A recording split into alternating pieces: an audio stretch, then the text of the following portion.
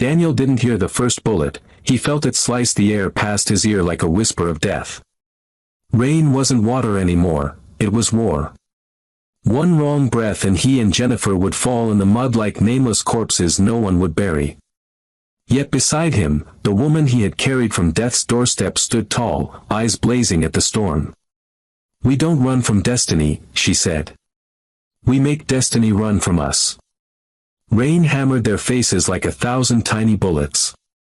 Daniel and Jennifer stood at the mouth of the narrow service road, drenched, breath rapid, staring at the faint glow of headlights gathering like wolves in the darkness.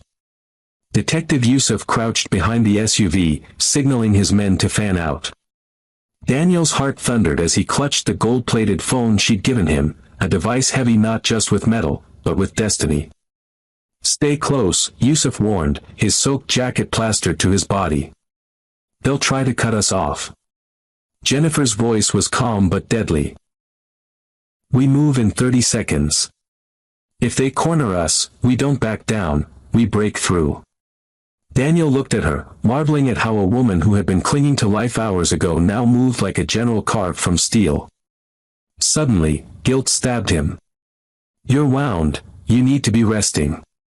She turned, rain streaking across her bandaged forehead, and placed a steady hand on his cheek. "Rest is for the living, Daniel. Survival is for the chosen." Lightning split the sky, illuminating the silhouettes of Chike's men advancing from both ends of the street, guns drawn beneath raincoats. Behind them, more vehicles slowed in the main road. They were being trapped in a tightening net, 1 meter at a time. Yusuf raised his pistol.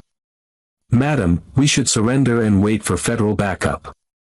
"There's no backup coming," she said sharply. "They've bought the phones, the police, perhaps even the hospital. If we let them take us now, we die in silence." She nodded toward Daniel.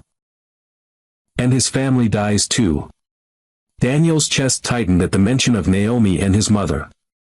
He could almost see their faces through the steam of the rain, waiting, hoping, utterly unaware that their fate now danced inside his pounding heart. Jennifer gripped his hand.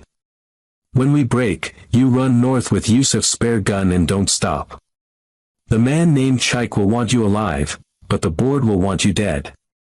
So choose your enemies wisely." Before he could answer, Yusuf grabbed Daniel's shoulder. "Here they come." Chike's voice echoed down the wet road, amplified by thunder. "Billionaire madam, pastor boy, let's settle this peacefully, eh? Come with me. No pain." Jennifer's laugh carried as sharp as lightning itself. "Tell your employer, if they want my throne, they better bring an army, not dogs." Her hand slipped into Daniel's, squeezing like an oath. "On my count," she whispered. Daniel's entire body shook, but his eyes blazed with something he hadn't felt since leaving his village: purpose. 1. Jennifer began. Chike lifted his gun. 2. Yusuf cocked his weapon. 3. Jennifer and Daniel sprang forward into the rain, bullets exploding around them as thunder shattered the sky, running not just for survival, but toward a war that threatened to devour everything they had left. Mud splashed Daniel's legs as he sprinted behind Jennifer through the alley, bullets slamming into walls around them. Yusuf's men fired back, holding Chike's gang at the road entrance. Jennifer's breathing turned ragged, her wound reopening beneath her hoodie, leaving crimson drops behind them. "Left," she rasped. Daniel turned sharply, catching her arm as she staggered. They ducked behind a rusted shipping container, gasping. Thunder rolled overhead. Daniel tore off a strip of his shirt, pressing it against her side. "You're bleeding again, you need a doctor." Jennifer grabbed his wrist with surprisingly fierce strength. "I don't need a doctor. I need my empire back." Her eyes burned with something almost feral. Daniel swallowed. "Madam." "Jennifer," she interrupted. "If I must go to war, I won't do it alone. I want you beside me. Not as a bodyguard, but as my witness, my anchor in the truth." Daniel blinked through the downpour. "Witness to what?" To how power rots everything it touches, she whispered. Footsteps pounded nearby. Daniel peeked around the container, shadows flickered closer. Stay quiet, he mouthed. He crouched, pulling her down. Rain dripped from the edges of the metal roof overhead. 2 gunmen appeared at the alley mouth, scanning the edges. Jennifer's voice was a rasp. If they find us, give me the gun. You run. No, Daniel whispered fiercely. I promise to protect you. Her smile was pained but proud. You have a lion's heart for a man who slept under bridges. For a moment, everything slowed. Blood, rain, heartbeat. Daniel realized he wasn't the same man who begged Lagos for mercy weeks ago. Destiny was no longer something happening to him. It was something awakening through him. He met her gaze with steady resolve. If we die here, we die standing. Together. Jennifer's eyes shimmered, not with fear, but something close to respect. Suddenly, a whistle from the far end. Chike's voice barked orders. The 2 men turned and ran back to the chaos. Daniel exhaled. They're pulling back. Yusuf's voice crackled through a small radio tucked in Daniel's waistband. I've secured a van. Head to the Eastern Junction. We leave in 5 minutes or we're dead. Daniel helped Jennifer to her feet. She wiped her bloody hand on her trousers, eyes flashing with renewed vengeance. We get to that van. Then we take back my life. But where will we go? Daniel asked, supporting her weight. Home, she said. To my father's estate. Where this all began. Before I forgot where true power lies. As they stumbled through puddles toward the junction, headlights grew in the mist. A white van idled ahead with Yusuf waving frantically. But from a balcony above, unseen, someone lowered a sniper rifle, crosshairs settling over Jennifer's heart. One more pull of the trigger, and their story might end before it truly began. The sniper's finger tightened on the trigger. Jennifer limped toward the van, unaware of the deadly eye locked on her chest. Daniel's instinct screamed. He didn't see the shooter, he felt danger crackle in the air. Without thinking, he flung himself sideways into Jennifer, knocking her out of the rifle's line. Crack. The bullet screamed past, shattering the van's side mirror. Yusuf spun toward the sound, gun already raised. Sniper. Get her inside, now. Daniel scooped Jennifer into his arms, charging toward the van. Another shot rang. Sparks burst off the ground inches from his foot. He didn't stop. Yusuf fired 3 covering shots back toward the rooftop as Daniel threw open the side door and hurled himself and Jennifer inside. Yusuf slammed the door, yelling at the driver, "Move! Move!" The van squealed forward, bullets chasing them down the rain-glossed street. Inside, Daniel cradled Jennifer, who clung weakly to his shirt. Her face was ashen. "You're hit," he gasped, searching her body. She shook her head faintly. "Not my blood. Yours." She pointed. His shoulder burned, he'd been grazed. "I'm fine," he lied, pressing the torn cloth over it. "We need to keep you alive." Yusuf barked directions to the driver while scanning the street behind. Satisfied they'd lost the tail for the moment, he turned to them. "That shot wasn't fired to scare you, somebody paid for your head, madam. And they're not stopping." Jennifer grimaced but didn't falter. "Then we need to stop running. It's time they remember who I am." Daniel frowned. "Running has kept you breathing. And fighting will keep me powerful," she said, voice icy. "Power is the only language these men understand. I built an empire from ash. I know how to burn them back." Yusuf nodded reluctantly. "We'll reach your father's estate in 2 hours if traffic holds. But before we enter the lion's den, there's something you both must know." He opened a small waterproof envelope and handed it to Daniel. Inside was a printed CCTV photo, blurry, but clear enough. It showed Jennifer earlier that night before the attack, hugging a man in the shadows.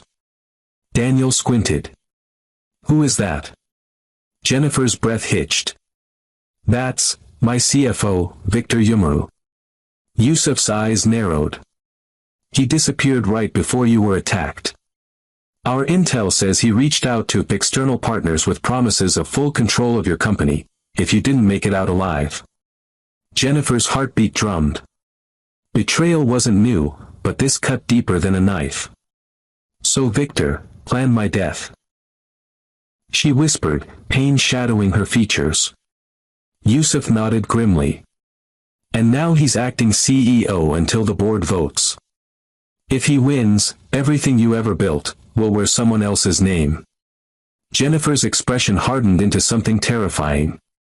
"Then tonight, we'll drag the traitor into the light, and feed him to the wolves he hired." Daniel tightened his grip on the phone she gave him, suddenly aware it wasn't just money inside. It was a trigger, for war. Outside the rain slowed. But inside that van, the hurricane had just begun to roar. Fog curled across the road like spirits escaping the earth as the van turned off the expressway and rumbled down a long private driveway lined with towering palms. Ahead, the ancestral Ease estate looked more like a fortress than a home, high brick walls, iron gates, watchtowers, and guards armed with assault rifles. Daniel stared at it through the window. "This is your house?" Jennifer breathed deeply as if bracing herself. "No. This is where my father ruled. I left long ago to build my own empire, but sometimes to win a war, you must return to the first battlefield." The gates opened and the van slid past armed guards into a massive courtyard where white peacocks roamed like ghosts. Elderly servants bowed low as Jennifer stepped out, supported by Daniel. An old man hurried forward. His gray beard flowed down his chest, eyes still fierce. "My daughter." "Papa," Jennifer said softly. Chief Odogwu Ease, retired kingmaker, feared by politicians and loved by villagers, studied Daniel next. "So, this is the boy who carried my daughter from death's throat?" Daniel dipped his head respectfully. "Sir." The old man smiled just enough to show a glint of pride. "Any man who can lift my lioness is no cub." Jennifer's eyes swam with old affection and new pain. "Papa, they're coming for everything." He nodded grimly. "Then let the gods witness, we shall give them nothing but graves." Meanwhile at Adeyemi Holdings headquarters, Lagos. Victor Yumuru stood in Jennifer's glass-walled office, wearing her chair like a freshly stolen crown. Board members lined up to pledge allegiance. A large screen showed news anchors discussing Jennifer's critical condition and Daniel being missing and possibly involved. Victor smiled at the camera. "Ladies and gentlemen, with immediate effect, the board places me as acting CEO." Applause. Behind him, a familiar tattooed figure stepped forward, Chike, now in a crisp black suit. Victor murmured, "Make sure the girl and her savior vanish. We can't afford miracles now." Enugu village, same night. Naomi sat awake in the candlelit room, arms around Margaret who shivered with fever. Heavy knocks shook the door again. "Open," a voice growled. "We just want to talk." Naomi's heart hammered. She remembered Chike's men from earlier. Quietly, she slid a small knife under her pillow. Outside, the men kicked the door harder. "Your brother is gambling with giants. You will pay for him." Margaret whispered weakly, "Naomi, run if they break through." Tears filled the girl's eyes as shadows danced under the doorframe. Back at the estate, Jennifer and Daniel were led into a high-ceilinged war room filled with maps, files, and weapons. Her father placed a heavy hand on Daniel's shoulder. "If you stand with her, you stand with me. But remember, once you enter this war, your blood belongs to our banner." Daniel thought of Naomi clutching her books, of his mother praying over a pot of soup that barely fed them. He looked at Jennifer, wounded but unbroken, and nodded. Then I pledge my blood. Outside, thunder rolled across the sky like a warning drum. Chief Ease whispered, "Good. Because war begins at dawn." Gray dawn bled across the Ease estate, casting long shadows over the warriors gathering in the courtyard. Men in black native attire strapped on ammo vests beneath patterned robes.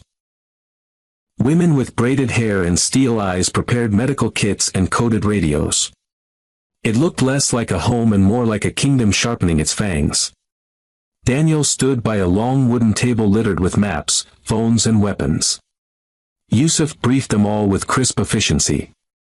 Targets: Victor Umaru, currently at Company HQ, and Chaik Okafor, confirmed in Lagos, commanding 40 men. Objective: remove their ability to strike. Evidence exists connecting them to attempted murder. We collect it. We expose them. We destroy them. Jennifer watched silently, arms crossed, her face pale but imperious. Daniel's gaze drifted to her side where blood had seeped again through her bandage. She refused to sit. Chief Ease placed a ceremonial dagger and an old carved horn on the table. Our enemies believe greed makes them powerful. But greed blinds. We fight for legacy. For blood. For justice. Daniel's hands trembled slightly as he picked up a compact pistol. A week ago, he was begging for coins in the streets. Now he was attaching himself to a private war. Yusuf clapped a hand on his shoulder. Don't worry. Your courage is louder than bullets. Meanwhile in Enugu village. Naomi backed away from the rattling door. Margaret, sick and fragile, clutched her hand. Don't open, she whispered. Outside, the two suited men kicked again. Wood splintered. Naomi grabbed the knife from under the pillow. She wasn't a fighter, she was a schoolgirl who read novels by lantern light, but love makes even fragile hearts dangerous. I'll scream, Naomi warned shakily. The taller man laughed. You think anyone will help you? Everyone has a price. They lifted a metal rod to smash the door completely. Suddenly, a loud shout erupted from the street. Villagers emerged, neighbors brandishing sticks, machetes, farming tools. Oya, leave this family alone, shouted Pa Obi, the elderly carpenter who used to feed Naomi mangoes as a child. Their son is trying to do good in Lagos, why threaten women? The thugs hesitated, surprised. Naomi clung to her mother as the entire street rallied behind them, chanting, "Leave our own." Realizing the crowd was escalating, the men retreated into their car and sped away, faces furious. Naomi dropped the knife, breath shaking. Margaret whispered prayers of gratitude into trembling hands. Back at E's estate. Jennifer finished wrapping a scarf over her hair. She looked at Daniel. When this begins, I want you beside me. Daniel nodded. I gave my word. She walked toward the courtyard gate where SUVs were lining up. Chief Ease raised the carved horn, blew it loud. The sound echoed through the valley like an ancient omen. War starts now, he declared. As engines roared to life and gates opened, Daniel climbed into Jennifer's vehicle. His fingers brushed the phone she had entrusted to him, the trigger to everything. He whispered under his breath not a prayer of victory, but of survival. God, let me return home alive. Let my family live. As the convoy pulled into the rising sun, somewhere far behind them in Enugu, Naomi stood at the doorway, staring at the same dawn, silently willing her brother to win whatever battle he had stepped into. The convoy slithered through the early morning traffic of Victoria Island, SUVs tinted black, license plates swapped, drivers communicating in coded phrases. Jennifer's vehicle took the middle, guarded on all sides. Daniel sat beside her, eyes scanning every street corner. Lagos looked normal, hawkers selling bread, buses honking, but beneath the surface, war drums pounded. Yusuf's voice crackled over the comms. Team 1 hits Victor Umaru's office in 5 minutes. Team 2 hits Chike's warehouse. Objective: extraction of evidence and destabilization. Jennifer checked her gun, hands steady. She glanced sideways at Daniel's pale face. Shake later. Steady now. Daniel nodded, gripping his weapon. Hours ago, he was terrified. Now something else filled him, a quiet, burning need to protect, and prevail. Victor humorous sipped champagne as stock numbers rose on the wall screen. His suit was immaculate, smile shark-like. Prepare the press conference, he purred into his phone. Announce Jennifer's death, unofficially. Investors need closure. A junior secretary burst in. Sir. Armed men just breached the lobby. Victor froze. What? Suddenly the power flickered. Lifts stalled. Security alarms blared. Yusuf stormed through glass doors with 6 of Chief Isa's elite guards, moving like a private army. Visitors screamed and ducked as guns were drawn. Daniel followed, pulse thudding, beside Jennifer, who walked tall in a bulletproof vest beneath her designer coat. Victor. Jennifer's voice boomed across the hall, sharp as a blade. Every head turned. Upstairs, Victor stared into CCTV cameras, eyes widening. She's alive. He spun toward Chike's lieutenant. Sound phase 3. Bring Chike here now. Chike loaded crates of weapons when his phone buzzed. Victor's panicked voice shouted, she's coming for us. Bring everything. Kill her publicly. Chike grinned. Finally. The real hunt begins. He rallied his mercenaries. Gear up. We move to the tower. Back at the tower. As Yusuf's team overrode the elevators, Daniel helped Jennifer ascend a stairwell, 2 steps at a time. Her breath came harsh but determined. Victor has evidence in his office safe, she muttered. Emails, transfers, deals with our enemies. If we expose it, his power crumbles. Daniel nodded. As they reached the top floor, screams echoed below, security fleeing. They burst into the executive floor just as Victor tried to escape down a back stairwell. Stop! Jennifer shouted. Victor spun, startled, enraged. You were supposed to be dead. Jennifer raised her gun. You should have aimed better. Victor snorted. You can't stop this machine. Lagos already believes you're dying. By tomorrow, your empire will be mine. Daniel stepped forward, voice calm but fierce. Not if we drag the truth into the light. Victor sneered at Daniel. Ah yes, the homeless hero. Do you think this is a fairy tale? Heroes don't survive in Lagos, they are buried under it. Suddenly, gunfire blasted the far wall. Chike and his men stormed the corridor like a tidal wave. Take them all. Chike bellowed. Victor slipped behind him in the chaos. Yusuf shoved Daniel and Jennifer behind a steel desk as bullets shredded glass and marble. Daniel's blood screamed as he fired back, protecting Jennifer's body with his own. In that moment, he realized, he was no longer running from fate. He was charging into it. Glass rained from the boardroom windows as Chike's men surged forward. Yusuf's guards returned fire from behind overturned desks. Daniel's ears rang, breath ragged. Bullets chipped the marble near his head. Jennifer crouched beside him, eyes blazing. We're pinned, Yusuf growled, firing 2 precise shots. Backup's 10 minutes out. We might not have 2. Jennifer wiped blood from Daniel's arm, not her own, and hissed, we need Victor alive. If he escapes, everything we've done is meaningless. Daniel peeked over cover. Victor was slipping through a side corridor while Chike's mercenaries provided cover fire. Rage surged in him, not for himself, but for Jennifer, for Naomi, for everything he had watched Lagos steal from the righteous. Something changed inside him. Fear evaporated, burnt into resolve. I'll stop him, Daniel said through clenched teeth. Jennifer grabbed his hand. You are not dying in this tower.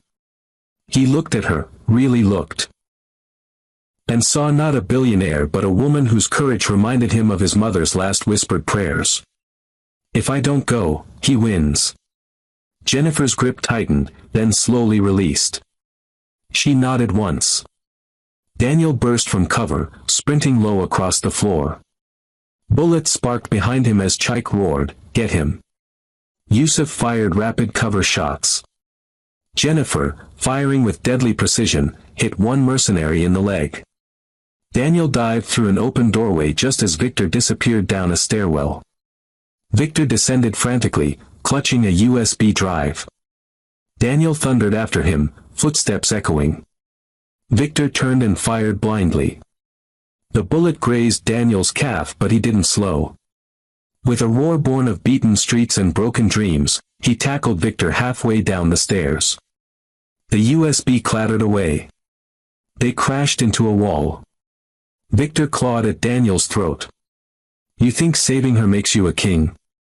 You were born to crawl. Daniel slammed Victor's head against the concrete once, twice. Not anymore. Victor slumped, dazed. Daniel snatched the USB as Yusuf's men stormed in, cuffing Victor roughly.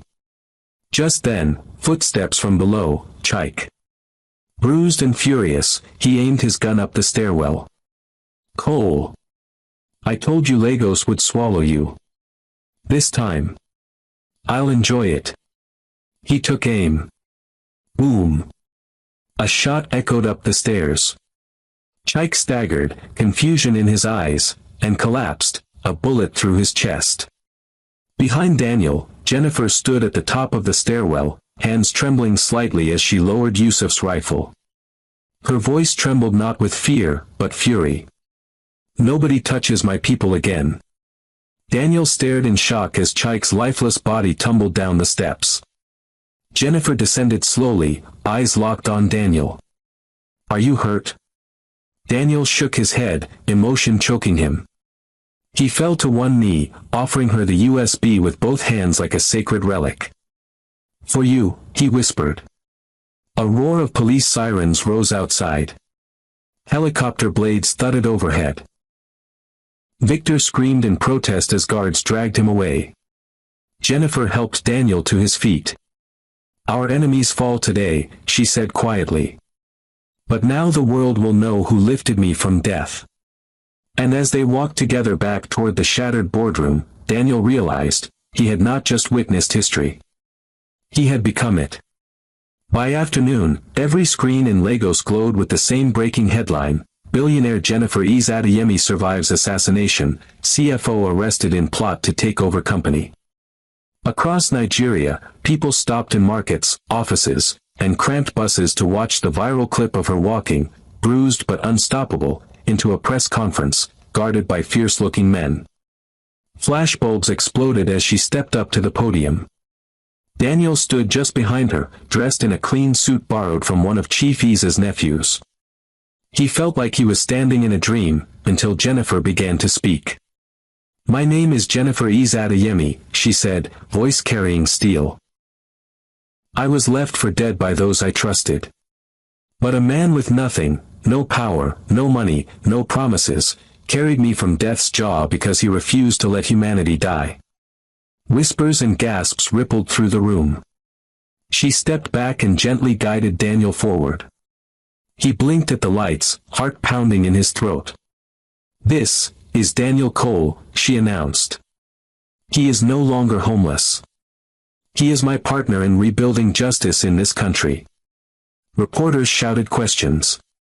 Cameras zoomed in. Daniel took a shaky breath.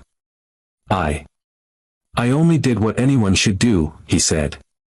Help someone who cried for help. The words were simple, but the world heard an anthem. Jennifer smiled at him, proud, then faced the cameras once more. Let it be known, she declared, Daniel and his family are under my protection. Any man who lays a hand on him will answer to me, legally, financially, and blood for blood. Her words struck like thunder. The crowd erupted. At Enugu village, hours later. Neighbors crowded outside the Cole home with phones in hand. On Naomi's cracked TV screen, Daniel's face appeared beneath the headline, "From Beggar to Hero." Naomi screamed with joy. Margaret, tears rolling down her cheeks, whispered, "God, you answered." Fireworks crackled in the neighborhood. Children danced and sang Daniel's name. The same men who tried to threaten them earlier hid in shame. Back in Lagos, that night, Jennifer and Daniel stood on the balcony of the estate, overlooking the city lights. She sipped tea from a golden cup, bandages still wrapped around her torso. "Tomorrow we begin rebuilding," she said. "I will need someone I can trust by my side." Daniel watched the glow of the streets, remembering sleeping beneath those same lights with hunger twisting his stomach. "I won't betray your trust," he said quietly. She turned toward him. "I know. But the world is not done testing you." Suddenly, a phone buzzed. Daniel looked down. An unknown number. He answered. The voice on the other end was cold. Familiar. "Congratulations, Mr. Cole. You survived Chike and Victor. But the real puppeteers are curious about you." "Who is this?" Daniel demanded. A soft chuckle. "Part of a circle that controls more than just companies. You saved the wrong woman. Now you're on the map." The line went dead. Daniel's pulse quickened. His fingers tightened around the phone. Jennifer studied his face. "Bad news?" He exhaled. "Not bad. Just bigger." She gave a knowing smile. "Then rest tonight, Daniel. Tomorrow, we meet the real enemies." Somewhere beyond the glimmering skyline, darker forces smiled back. The air in Enugu smelled like wet earth and mango trees when Daniel stepped off the hired SUV. Villagers ran down the dusty road cheering, drums beating, ululation slicing the air. His shoes sank into familiar red soil as Naomi leapt into his arms. "Brother," she cried, sobbing into his chest. "They said you were dead." Daniel hugged her tight, burying his face in her braids. "I promised I would return." Margaret emerged from the doorway, frail but radiant, leaning on neighbors for support. Daniel rushed to her, tears escaping despite his effort to appear strong.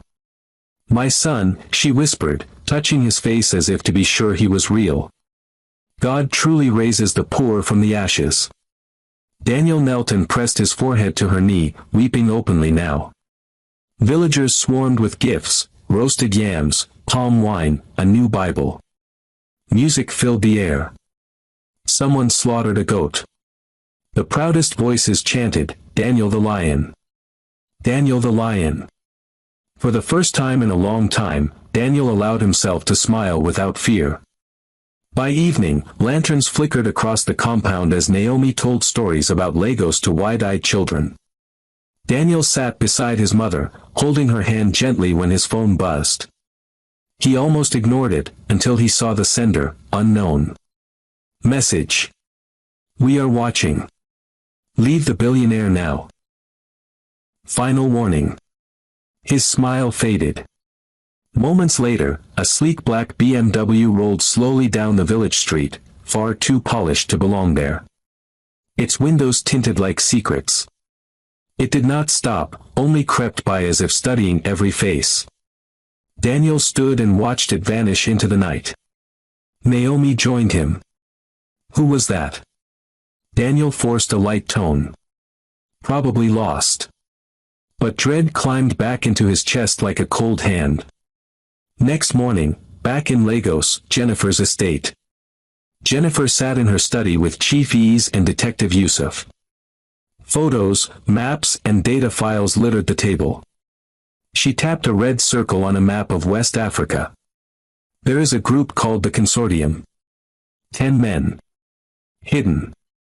They fund coups, by judges, topple presidents. Victor was just a puppet.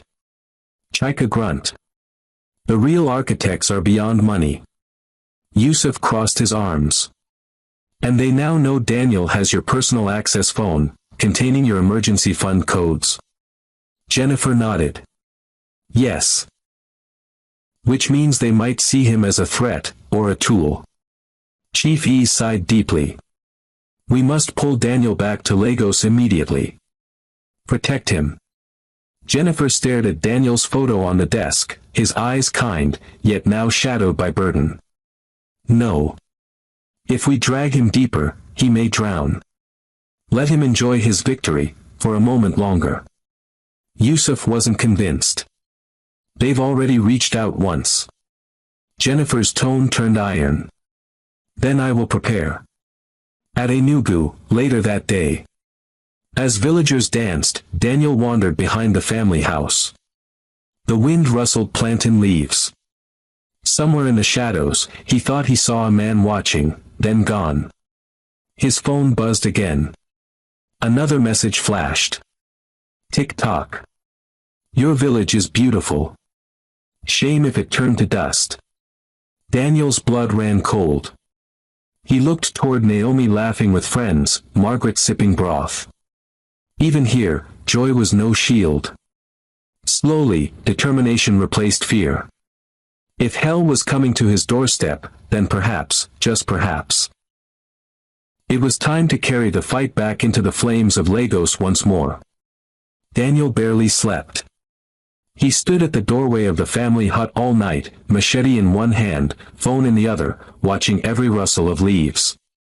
By dawn, red sunlight spilled across the backyard, but peace felt fragile, like glass waiting to shatter. Margaret stirred on her mat. Come inside, my son. Mama, Daniel said quietly, if I stay here, danger will come to this whole village.